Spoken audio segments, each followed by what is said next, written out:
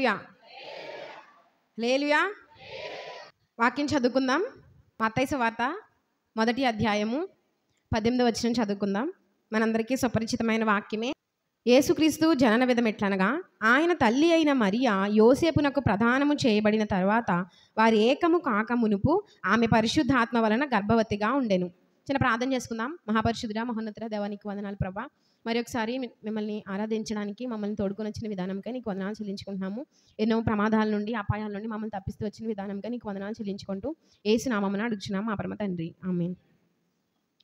ఈరోజు స్త్రీల క్రిస్మస్ కదా. పురుషుల క్రిస్మస్ గురించి ఒక మాట చెప్పి నేను స్త్రీల క్రిస్మస్లోకి వెళ్తాను. పురుషుల క్రిస్మస్ చాలా బాగా జరిగింది. శేఖరన్నయ్యకి కూడా దేవుడు మంచి ఆలోచన ఇచ్చి దేవుడు నడిపించాడు. ఇంకా సాక్ష్యాలు బాగా చెప్పారు. ఇంకా అన్నీ బాగున్నాయి. కాకపోతే యూట్యూబ్ ఎవరు చూస్తారు? అదనమాట. మీరు అలా చూస్తున్నారు కదా, మీరు నన్ను ప్రశ్నించవచ్చు. ఏమనంటే, స్త్రీల క్రిస్మస్ అంతా బాగానే జరుగుతుంది, మరి వాయిద్యం కొట్టిన వాళ్ళు ఎవరో? మరి ప్రశ్నించలే మరి మీరు.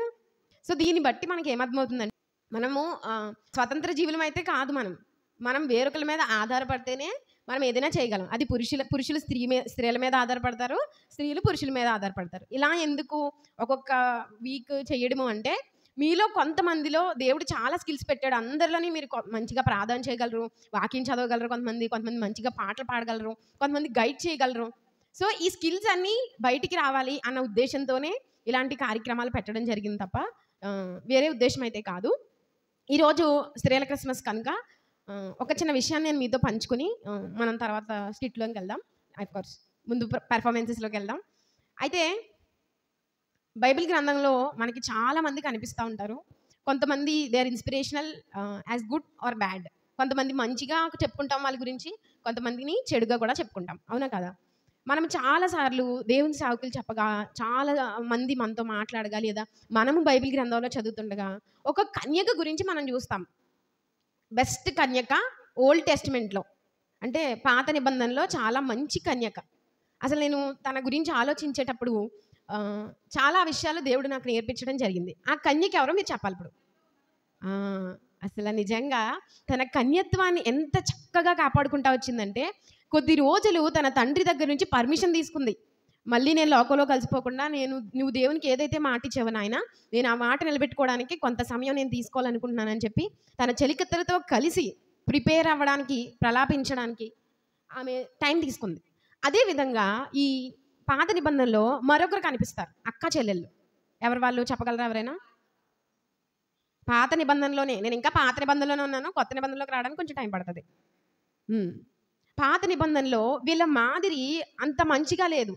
వీళ్ళకి తర్వాత పుట్టిన సంతానం గురించి కూడా అంత మంచిగా లేదు.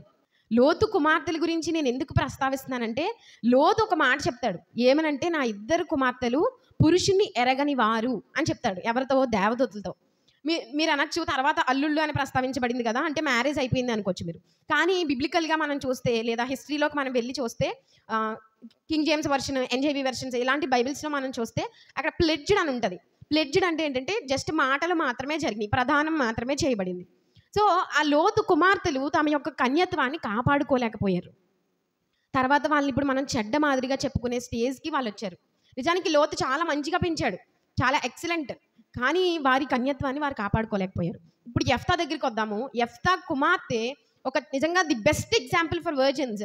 ఎవరైతే వివాహం చేసుకోలేదో వాళ్ళకి యెఫ్తా కుమార్తె చాలా మంచి ఎగ్జాంపుల్ అని నేను చెప్పగలను. అయితే ఇప్పుడు పాత నిబంధన వదిలేసి కొత్త నిబంధనలోకి వద్దాం. ఈ కొత్త నిబంధనలో నేను ఇప్పుడు మాట్లాడే వ్యక్తి అందరికీ సుపరిచితమైన ఆమె. ఈ క్రిస్మస్ దినాల్లో నేను ధ్యానిస్తూ ఉన్నప్పుడు పరిశుద్ధాత్మ దేవుడు నాకు ఎందుకో ఈ అమ్మాయిని చాలా ప్రత్యేకంగా చూపించాడు. ఆ అమ్మాయి ఎవరంటే మీ అందరికీ తెలుసు. ఆ అమ్మాయి ఎవరంటే మరియా. అమ్మాయి ఎవరో? మరియ చాలా అందంగా ఉంటుందంట. పొడుగు జుట్టు అంట, పెద్ద పెద్ద కళ్ళు ఉంటాయంట మరియకి. చాలా అందగత్తె Maria. At the same time వాక్యం బట్టి మనం చూస్తే దేవుని చిత్తానికి విధేయత చూపించిన ఒక కన్యక. అయితే ఇక్కడ ఏం జరిగింది, మనం చదువుకున్న లేఖనాన్ని చూస్తే, ఆయన తల్లి అయిన మరియా యోసేపునకు ప్రదానము చేయబడిన తరువాత వారేకము కాక మునుపు. దేవుని వాక్యం ఎంత స్పష్టంగా రాయబడిందంటే, దే వర్ జస్ట్ ఎంగేజ్డ్. వాళ్ళకి ఎంగేజ్మెంట్ మాత్రమే జరిగింది. మనము బిబ్లికల్ వెర్షన్లో చూస్తే వాళ్ళకి జస్ట్ ఎంగేజ్మెంట్ మాత్రమే జరిగింది. కానీ దేవుని కృప వలన ఆమె గర్భవతిగా దేవుడు ఆమెను ఆశీర్వదించడం జరిగింది. అయితే ఇప్పుడు నేను ఇక్కడ మాట్లాడే విషయం ఏంటంటే, నాకే ఎందుకిలా? ఈరోజు కాన్సెప్ట్ ఏంటంటే నాకే ఎందుకిలా? మరియ దగ్గరికి వెళ్దాం ఒకసారి. ఆ టైంలో కన్యక అంటే తన మ్యారేజ్ విషయంలో చాలా ప్లాన్స్ ఉంటాయి. అవునా కాదా? పెళ్లి చూపులు అయిపోయిన తర్వాత నుంచి ఏదైనా ఒక మ్యాచ్ ఫిక్స్ అయితే చాలా ప్లాన్స్ ఉంటాయి. నేను మా అక్కని చూసాను దగ్గర నుంచి. ఇంకా నా ఫ్రెండ్స్‌ని చాలా మందిని చూసాను కాబట్టి నేను ఈ మాటలు మీకు చెప్పగలుగుతున్నాను. అయితే యూదుల సాంప్రదాయం ప్రకారం ఎలా జరుగుతదంటే యూదులకి ఒక పుస్తకం ఉంటదనమాట. ఒక లా ఒక చట్టం ఉంటది. ఆ చట్టం పేరేంటంటే షుల్కన్ అరుక్. సో, ఆ చట్టం ప్రకారం వాళ్ళు వివాహాలు చేయడం జరుగుతది. అయితే ఈ యూదుల ప్రకారం 2 ఘట్టాలుంటాయి వివాహానికి ముందు. మొదటి ఘట్టం పేరు ఎరుసన్. చెప్పండి అందరూ. ఎరుసన్ అంటే ఏంటంటే ఎంగేజ్‌మెంట్ అని అర్థం. ఇది బిట్రోతల్ అని కూడా అంటాం. ఇంగ్లీష్ వర్షన్‌లో మనం చూస్తే. ఈ ఎరుషన్ టైంలో కిదూషిన్ అనే ఒక కార్యక్రమం జరుగుతదనమాట. ఆ కిదూషిన్ అనే ఒక కార్యక్రమం ఏంటంటే వధూవరులు ఎవరైతే కాబోయే వధూవరులు ఉంటారు కదా! వాళ్ళు ఇద్దరూ ఒక ప్రామిస్‌లు చేసుకుంటారనమాట. అప్పటి నుంచి ఒక సంవత్సరం పాటు ఎవరైతే ఎంగేజ్ అయిన అమ్మాయి ఉందో, ఆ అమ్మాయి తండ్రి ఇంటి దగ్గరే ఉంటది. తండ్రి ఇంటి దగ్గర తన మ్యారేజ్ ప్రిపరేషన్స్‌లో ఉంటది. అది అబ్బాయి ఉంటాడు కదా! ఆ అబ్బాయి మాత్రం మ్యారేజ్ అయిన తర్వాత ఎవరైతే మ్యారేజ్ చేసుకుంటారు కదా! వాళ్ళని చూసుకోవడానికి ఒక ఇల్లు కట్టుకోవాలంట ఆ సంవత్సరంలో. అర్థమైందా? వాళ్ళ లా అది. అమ్మాయి మాత్రం తండ్రి ఇంటి దగ్గర ఉండి తన ప్రిపరేషన్స్‌లో తను ఉంటది. కానీ అబ్బాయి మాత్రం ఇల్లు కట్టాలి. ఒక సంవత్సరం లోపు. ఆ సంవత్సరం అయిపోయిన తర్వాత అంటే 12 నెలలు అయిపోయిన తర్వాత నిసూయిన్ చెప్పండి. నిసూయిన్ అనే కార్యక్రమం జరుగుతుంది. దాన్నే వివాహం అంటారు. ఆ టైంలో ఏం జరుగుతదంటే పెళ్లి కొడుకే వచ్చి పెళ్లి కూతుర్ని అంగరంగ వైభవంగా తీసుకెళ్తాడు. అప్పుడు వివాహాలు 5-7 రోజుల మధ్యలో జరిగేవంట. అర్థమైంది కదా! ఇప్పుడు మీకు ఈ మొత్తం అంతా అర్థమైంది కదా! ఇప్పుడు మరియ దగ్గరికి వెళ్దాం. అసలు ఎవరైనా ఏ కన్యకైనా ఇప్పుడు ఈ టైంలో చూద్దాం పోనీ. వివాహం కాని వాళ్ళకి అలా జరిగింది అంటే లోకం ఎంత అపనిందలు ఆ అమ్మాయిని ఎన్ని నిందలు వేస్తది. కొన్నిసార్లు కుటుంబమే యాక్సెప్ట్ చేయలేకపోవచ్చు. ద్వితీయోపదేశకాండం 22వ అధ్యాయము 23, 24 వచనాలు మనం చూస్తే సో మీరు ఇంటికెళ్ళిన తర్వాత ఒకసారి ద్వితీయోపదేశకాండం 22వ అధ్యాయం 23, 24 వచనాలు చదువుకోండి. ఈ మరియా, యోసేపు వీరు ధర్మశాస్త్రాన్ని పాటించే వ్యక్తులుగా మనకు కనిపిస్తారు. ఎలా మీరు చెప్పగలరు బైబిల్ గ్రంథంలో ఉందా అంటే యేసయ్య పుట్టిన తర్వాత 8వ రోజు వాళ్ళు ఎక్కడికెళ్తారు? ధర్మశాస్త్ర సంబంధంగా సున్నతి చేయించడానికి వెళ్తారు కదా! అంటే వాళ్ళు ధర్మశాస్త్రాన్ని పాటించేవారనమాట. మరియ దగ్గరికి దేవదూత రాగానే, దేవదూత చెప్పగానే మరియ ఒక అద్భుతమైన మాట అంటది. ఆ మాట ఏంటో తెలుసా? ఇదిగో ప్రభు దాసురాలను నీ మాట చప్పున నాకు జరుగునుగాక. అసలు ఆ మాట అనడానికి మరియకి ఎన్ని గట్స్ ఉండాలో తెలుసా? ఎందుకంటే ధర్మశాస్త్ర ప్రకారంగా వివాహం కాకముందు అలా కనుక గర్భవతి అయితే ఆమెను రాళ్లతో కొట్టి చంపాలి. నిజానికి మరియకు తెలుసా తెలీదా? తెలుసు. కానీ దేవుని యొక్క చిత్తానికి ఆ కన్యక లోబడింది. ఈరోజు మన జీవితాల్లో మన బ్రతుకుల్లో మనం చూస్తే దేవుని చిత్తానికి మనం ఎంతవరకు విధేయత చూపించగలుగుతున్నాం? ఒక కన్యకే అలా చేయగలిగింది అంటే మిగిలిన వాళ్ళ పరిస్థితి యవనస్తులు చాలా మంది ఉన్నారు. పురుషులు ఇక్కడ చాలా మంది ఉన్నారు. ఒక అమ్మాయే దేవుని గురించి అంత పెద్ద స్టాండ్ తీసుకోగలిగిందంటే ఈరోజు మనం ఏం చేస్తున్నాం దేవుని గురించి? ఆమెను లోకం ఎంత అలా చూస్తుంది. గర్భవతి అంటే ఒక మంచిగా మ్యారేజ్ అయిన తర్వాత వాళ్ళు కన్సీవ్ అయిన తర్వాత ఫ్యామిలీ ఎంతో హ్యాపీ ఫీల్ అవుతారు. అవునా కదా? గర్భవతి అప్పుడు మంత్స్ జరుగుతున్న కొద్దీ చాలా చేంజెస్ వాళ్ళలో జరుగుతూ ఉంటాయి. ఫ్యామిలీ కూడా చాలా హ్యాపీ ఫీల్ అవుతూ ఉంటారు. కానీ వివాహం కాకముందు అలా జరిగిందంటే ఆమె ఎంత మనోవేదనకు గురై ఉంటుందో. అవునా కాదా? మరియ విషయాన్ని మనం చూస్తే దేవుని చిత్తాన్ని నెరవేర్చడానికి ఆమె ఎన్ని నిందలు భరించడానికైనా, ఎంతమంది ఎన్ని మాటలు మాట్లాడినా విధేయత చూపించడానికి, దేవుని చిత్తానికి విధేయత చూపించడానికి ఆమె ఒక మంచి మాదిరిగా కనిపించింది కాబట్టే ఆమె గురించి బైబిల్ గ్రంథంలో చాలా ప్రత్యేకంగా రాయబడింది. బైబిల్ గ్రంథంలో ఒక్క మాట ఒకసారి రాయడమే చాలా ఎక్కువ. అవునా కదా? అలాంటిది మరియ గురించి కొన్ని వచనాలే రాయబడ్డాయి. ఆ వచనాలు రాయబడడానికి వెనక ఆమె చేసిన త్యాగం ఎంత గొప్పదో కదా! ఒక కన్యక నిలబడింది. దేవుడు ఈ లోకానికి రావడానికి ఒక డోర్, మన ఇంటిలోకి రావడానికి డోర్ తీసుకుని వస్తాం కదా మనం. డోర్ ఉంటే పగలగొట్టుకుని అన్న వస్తాం పోనీ. డోర్ అనేది కంపల్సరీ ఉంటుంది కదా! డోర్ అనేది లేకపోతే చాలా అనర్థాలు జరుగుతాయి. అలాగ ఈ లోకం పాపంతో నిండిపోయిన ఈ లోకానికి ఒక తలుపుగా ఆమె నిలబడి ఆ తలుపులో నుండి యేసయ్యను ఈ లోకానికి ఇవ్వగలిగింది. ఒక లోక రక్షకుని ఈ లోకానికి ఇవ్వడానికి మరియ తనను తాను చాలా హీనంగా ఎంచుకుంది. ఈరోజు మనము దేవుని గురించి చెప్పడానికి కొన్నిసార్లు మనం సుముఖత చూపించాం. ఎందుకలా? ఇప్పుడు మరియనే ఆలోచిద్దాం. మరియని మన ప్రక్కన పెట్టి ఆలోచిద్దాం. దేవుడు ఎవరిని ప్రేమిస్తున్నాడు? దేవుడిని అందరినీ ఒకలాగే ప్రేమిస్తున్నాడు మన దేవుడు. అవునా కదా? మరియకే ప్రభువా దేవుడు? అవునా కదా? అందరికీ ప్రభు అయి ఉన్నాడు. ఆ కన్యకను ఏర్పరచుకోవడం ఒక ఎత్తు అయితే, ఆ కన్యక దానికి లోబడడం ఒక ఎత్తు. తన తల్లిదండ్రులు యాక్సెప్ట్ చేసారో చేయలేదో ఇక్కడ మనకి స్పష్టంగా రాయబడలేదు, కానీ మేబీ వాళ్ళు కూడా యాక్సెప్ట్ చేయలేకపోవచ్చు. ఎందుకంటే ప్రతి తల్లిదండ్రికి తన కూతురు విషయంలో కానీ, కొడుకు విషయంలో కానీ, మ్యారేజ్ విషయం కానీ, ఏదైనా పెద్ద విషయాలు వచ్చేసరికి వాళ్ళకి చాలా ప్లాన్స్ ఉంటాయి. అవునా కదా? అందుకే ప్రేమ వివాహాలు చేసుకున్నప్పుడు వాళ్ళు కొంతమంది తట్టుకోలేక తల్లిదండ్రులు ఆత్మహత్యలు చేసుకున్న సందర్భాలు కూడా మనం చూస్తూ ఉంటాం. సో ఈరోజు మన ముందు కన్యకైన మరియ నిలబడుతుంది. ఈరోజు మనము కన్యక దగ్గర నిలబడ్డామే అనుకోండి, మరియ ఏమంటుందో తెలుసా? నేను ఈ లోకంలో యేసయ్యని ఇవ్వడానికి ఎన్నో నిందలు భరించాను. నా వాళ్ళే నన్ను కొన్నిసార్లు అర్థం చేసుకోలేకపోయారు, కానీ నిన్ను అందరూ బాగానే అర్థం చేసుకుంటున్నారు కదా. నీకు పరిచర్య చేసే వెసులుబాటు చాలా వరకు ఉంది కదా, మరి నువ్వెందుకు అలా అయిపోయావు అని మరియే కనుక మనల్ని ప్రశ్నిస్తే మనం సమాధానం ఏం చెప్పాం? ఆఫ్టర్ ఆల్ మరియకే మనం సమాధానం చెప్పలేకపోతే యేసయ్యకి ఏం చెప్తాం సమాధానం? యేసయ్య ఈ లోకానికి రావడానికి ఒక తలుపుగా మరియ వాడబడింది. ఈరోజు మన సంఘంలోనికి లేదా మన దేవుని తెలుసుకోవడానికి, యేసయ్య ప్రేమను తెలుసుకోవడానికి మనం ఎంతమందికి తలుపులుగా వాడబడుతున్నాం, ద్వారాలుగా వాడబడుతున్నాం పోని అని ఆలోచించుకుంటే ఆ టైంలో మరియ చాలా కృంగిపోయి ఉంటుంది కదా. చాలాసార్లు మన జీవితంలో కూడా మనం కృంగిపోతూ ఉంటాం. అప్పుడు మనకి గుర్తు రావాల్సింది ఏంటో తెలుసా? యేసయ్యకు మన పట్ల ఒక ప్లాన్ ఉంది. మన ప్రక్కతో చెప్దామా? యేసయ్యకు నీ పట్ల ఒక ప్లాన్ ఉందని చెప్పండి. నా పట్ల కాదు, పక్క వాళ్ళతో చెప్పాలి. యేసయ్యకు నీ పట్ల ఒక ప్రణాళిక ఉంది. అందరూ చెప్పాలి, యేసయ్యకు నీ పట్ల ఒక ప్రణాళిక ఉంది. యేసయ్యకు నీ పట్ల ఒక ప్రణాళిక నిజంగానే ఉంది. దానికి ఎగ్జాంపుల్ ఏంటో తెలుసా? మన ఫింగర్ ప్రింట్స్, వేలుముద్రలు. నేను మా మమ్మీ కడుపులోంచి వచ్చాను, కానీ మా మమ్మీవి నావి సేమ్ వేలుముద్రలు ఉంటాయా? అలా అయితే మా మమ్మీ నా వేలుముద్రలు బోల్డ్ వేసేయచ్చు, అవునా కదా?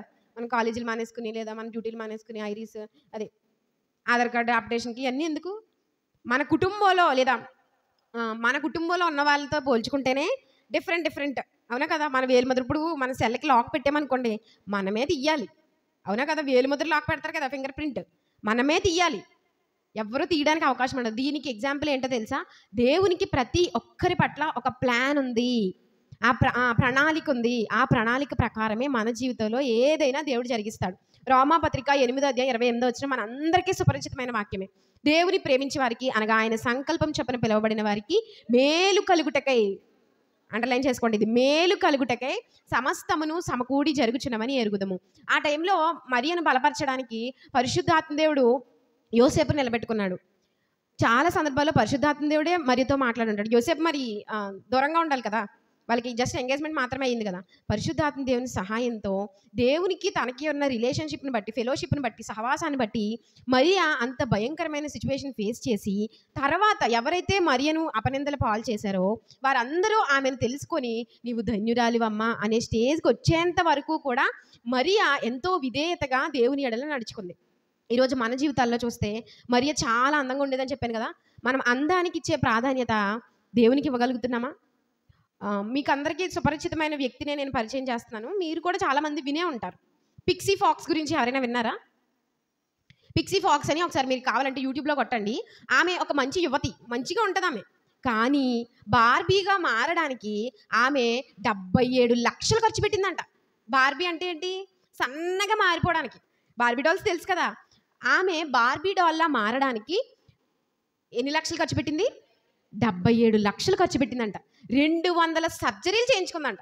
ఎన్ని సర్జరీలు? 200 సర్జరీలు. మనకు డబ్బు ఉంటే ఏదైనా చేయగలమంటారు చూడండి, అది అనమాట. 200 సర్జరీలు చేయించుకుందంటే తన బాడీ అంతా ఎలా మారిపోయి ఉంటుందో చూడండి. మరి నడుము సన్నగా అవ్వాలంటే అక్కడ రిబ్స్ ఉంటాయి కదా, రిబ్స్ని తెలుగులో ఏమంటారు? ఎముకలు. ఎముకలు, పక్కట ఎముకలు ఉంటాయి కదా. డాక్టర్ గారు అన్నారంట, అమ్మ నీ నడుము సన్నగా అవ్వాలంటే ఈ ఎముకలు తీసేయాలమ్మా అన్నారంట. అసలు ఈ రిబ్స్ అనేవి మనకి దేవుడు ఎందుకు పెడతాడు? సేఫ్గా మన సిస్టమ్ అంతా ఉంటుంది కాబట్టి రిబ్స్ అనేవి పెడతాడు. కానీ ఈమె 14 అంచులు తన నడుము రావాలని చెప్పి 6 పక్కటెముకలు తీయించేసుకుందంట. అయ్యి బాబు, నాకు అది వినగానే, నేను చాలా సంవత్సరాల క్రితం ఇది విన్నాను, ఇక్కడ చాలామంది యవనస్తులు ఉన్నారు కాబట్టి చెప్తున్నాను. తన అందం కోసం ఆ పిక్సీ ఫాక్స్ అనే ఆమె అంతగా కష్టపడింది. ఇప్పటికీ కష్టపడతానే ఉంది. ఒకసారి మీరు కొట్టండి, ఏబిఎన్లో కూడా ఒకసారి చూపించాడు, ఇంటి దగ్గర కొట్టండి, ఇక్కడ కాదే. అది అందంతో ఉన్న మరియా దైవభక్తి గలది కాబట్టి దేవుని చిత్తానికి ఆమె విధేయత చూపించగలిగింది. ఈ పిక్సీ ఫాక్స్ అనే ఆమె చూడండి, లోకపరంగా ఆమె ఆలోచించుకుని ఎన్ని డబ్బులు, అసలు 77 లక్షలు అంటే ఎంత డబ్బులు వేస్ట్ నిజంగా మన యొక్క అటైర్ మీద, జస్ట్ అపీరెన్స్ కోసం. సో మనం పిక్సీ ఫాక్స్ లాగా మనం లేము అనుకుంటున్నాం. కానీ మనము దేవుని కంటే మరి దేనికి అవకాశం ఇచ్చినా కూడా we are just like Pixie Fox. మనం ఆమె లాంటి వారమే అన్న విషయాన్ని మనం మర్చిపోకూడదు. కొన్ని సందర్భాల్లో మన జీవితంలో చాలా ఇబ్బందికర పరిస్థితుల్లో మనం ఎంటర్ అవుతాం. ఎగ్జాంపుల్ మనకు మరియే. చాలా ఇబ్బందికర పరిస్థితుల్లో ఆమె ఎంటర్ అయింది. కానీ ఆమె యొక్క ఎండింగ్ చూస్తే ఎంత ఆశీర్వాదకరంగా ఉంది. యేసయ్యకు ఆమె తల్లిగా ఆమెను లోకం గుర్తించగలిగింది. తర్వాత ఆమెనేమి ఆరాధించడానికి మనం సరిపోం కానీ ఆమె జస్ట్ డోర్ మాత్రమే. మనం వంట చేసామనుకోండి, కూరగాయలని అబ్బా ఎంత బాగా వచ్చావే, ఏం కూర, కాకరకాయ ఎంత బాగా వచ్చావా అని అంటామా? వంట చేసిన వాళ్ళని పొగుడుతామా కదా? వంట చేసిన వాళ్ళని పొగుడుతా. లేదా మీరు గిన్నెల దగ్గరికి వెళ్ళి, దాని పేరేంటి, గరిట స్పూన్ల దగ్గరికి వెళ్ళి జస్ట్ అవి కలపడానికి మాత్రమే యూజ్ చేస్తాం కదా. వాటి దగ్గరికి వెళ్ళి నేను దీనివల్లే కూర ఎంతో బాగా చేశాను అని చెప్పగలమా? మనము చేసిన విధానాన్ని బట్టి ఎవరైతే చేశారో వాళ్ళకే ఆ ఘనత. అలాగే మరియా జస్ట్ స్పూన్ మాత్రమే. ఆ కూర అదంతా తయారు చేసింది ఎవరంటే యేసయ్యే. సో మనము ఎంతమందికి ద్వారాలుగా ఉన్నాం స్త్రీలమైన మన జీవితాల్లో, లేదా వాట్ ఎవర్ జెండర్ మేబీ, అందరికీ దేవుడు కావాలి. స్త్రీలకే దేవుడు, పురుషులకే దేవుడు అని ఎక్కడ రాయబడలేదు కదా. యేసుక్రీస్తు అందరికీ ప్రభు.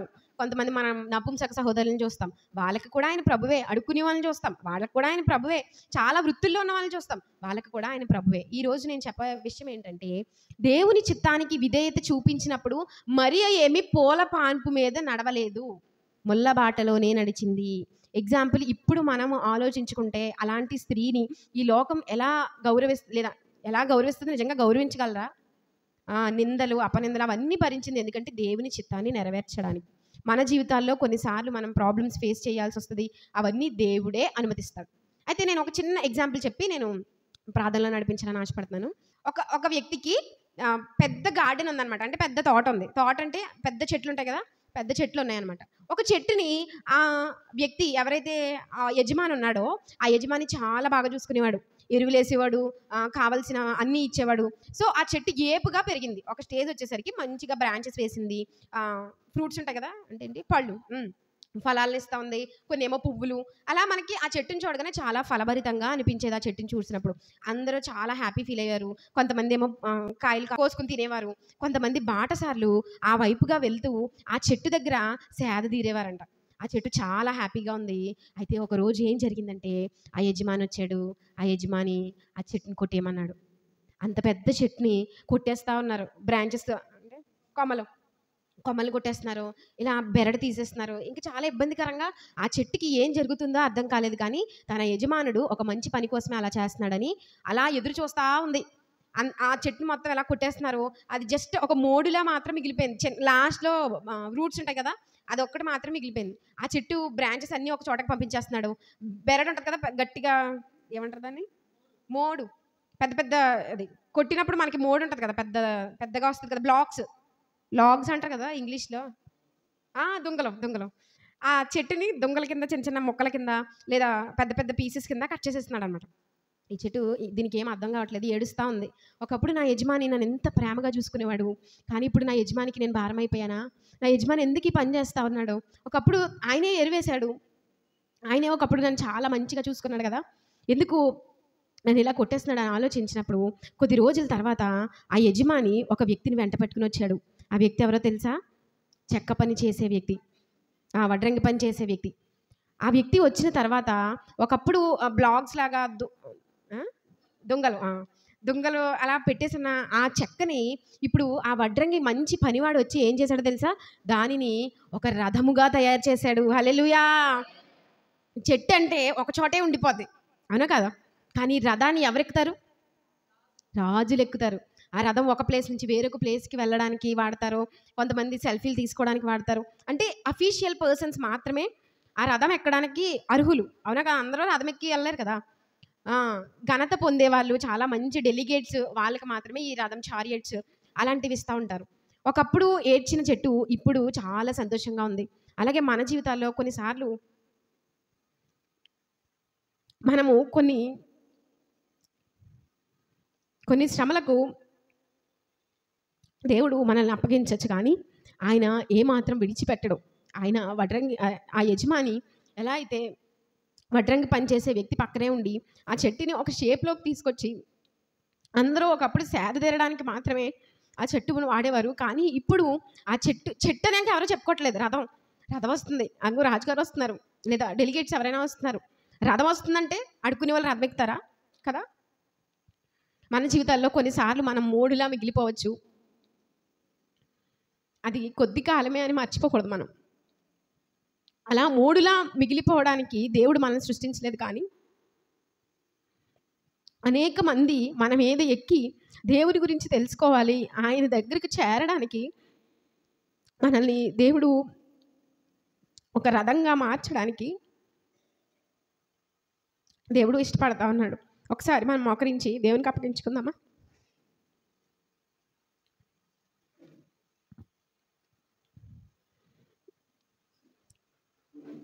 ఒక కన్యక చేసిన త్యాగం ఈనాడు రక్షకుని అందించగలిగింది. ఈరోజు మనం దేవుని కోసం ఏం త్యాగం చేస్తున్నాం? ఏం చేయలేకపోతున్నామేమో కదా. మన జీవితాల్లో దేవుడు అనుమతించిన పరిస్థితులను బట్టి ఆ చెట్టు ఎలా అయితే కృంగిపోయిందో, నన్ను ఏంటి నా యజమానుడిలా మోడిలా చేసేసాడు, ఎవరికి ఉపయోగపడకుండా అయిపోయానేంటి అని ఆ చెట్టు బాధపడుతున్నట్లుగా ఈ దినం నువ్వు బాధపడుతున్నావేమో. అది ఏ విషయమైనా నీ యజమానుడు మాత్రం నీ పట్ల ఒక ప్రణాళిక కలిగి ఉన్నాడు. ఆయన సమయం వచ్చేంత వరకు మనం వేచి చూద్దాం. అట్టి నిరీక్షణ దేవుడు మనకు దయచేయాలని అనుదినము అనుక్షణము మనం ఆయనతో సహవాసం కలిగి ఉందాం. మనం మోడులా ఉండిపోవడం ఆయనకి ఇష్టం లేదు. మనం ఒక్క ప్లేస్లో ఉండిపోవడం ఆయనకి ఇష్టం లేదు. చెట్టు అంటే ఒక స్టాగ్నెంట్ ప్లేస్ చూసుకుంటుంది కదా. కానీ దేవుడు మనల్ని రథంగా చేయాలని ఇష్టపడతా ఉన్నాడు.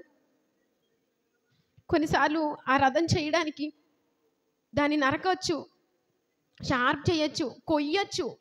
ఏదైనా ఒక రథంగా మనల్ని చేయడానికే మన జీవితంలో దేవుడు అలాంటి పరిస్థితులు అనుమతిస్తూ ఉన్నాడేమో. ఒక్కసారి మనం ప్రార్థన చేసుకుందాం. మనందరి నిమిత్తం సేవకులు ప్రార్థన చేస్తారు. పరిశుద్ధుడైన మా తండ్రి, జీవాధిపతి, మహోన్నతుడ, మహాదేవుడా, మా ముందు మీరు ఉంచినటువంటి కన్య మరి యొక్క జీవితాన్ని బట్టి ప్రభువా మేము హెచ్చరించబడుతున్నాం. నిజమేనైనా మేము ఎక్కడ చెక్కబడాలో, ఎక్కడ సరిదిద్దబడాలో ప్రభువా మా జీవితాలు సరిదిద్దుకోవడానికి మా అందరికీ కూడా నైనా మీరు సహాయం చేయండి. మేము మా తండ్రి మాకు కలుగుతున్నటువంటి శోధనల దగ్గర, ఇరుకులు ఇబ్బందుల దగ్గర, శ్రమల దగ్గర ప్రభువా రాజీ పడకుండా నీవే స్థానానికి మమ్మల్ని తీసుకొని వెళ్ళడానికి ఇవన్నీ అనుమతిస్తున్నామనేది రోమా 8:28 ప్రకారంగా ప్రభువా దేవుని ప్రేమించే వారి కనుక ఆయన సంకల్పం చొప్పున పిలువబడిన వారికి మేలు కలుగుటకై సమస్తమును సమకూడి జరుగుచున్నామని ఇరుగుదమని రాయబడిన ప్రకారంగా నీ కుమారుడైన యేసుక్రీస్తు యొక్క సారూప్యతలోనికి మేము మలచబడ్డానికి ఏది మాకు అవసరమో, ఏ పరిస్థితులు మా జీవితంలోకి అనుమతించబడాలో, ఏ పరిస్థితుల దగ్గర మేము ఇంకా ఉంచబడాలో, సరిచేయబడాలో, సరిదిద్దబడాలో, ఇంకా మీ సారూప్యతలోనికి మేము రావడానికి ఏది అవసరమో వాటన్నిటి దగ్గర విధేయత చూపించి లోబడే మనస్సు నైనా నీకు ఉపయోగపడేటువంటి జీవితం మాకు అనుగ్రహించమని అయినా ఇంతవరకు ప్రభువా జరిగిన కార్యక్రమాన్ని బట్టి నేను స్తుతిస్తున్నాం. చెప్పిన మాటలను బట్టి వందనాలు. నీ కృపలో ప్రభువా బిడ్డలను మీరు జ్ఞాపకం చేసుకుని బలపరచండి, మీరు నడిపించండి.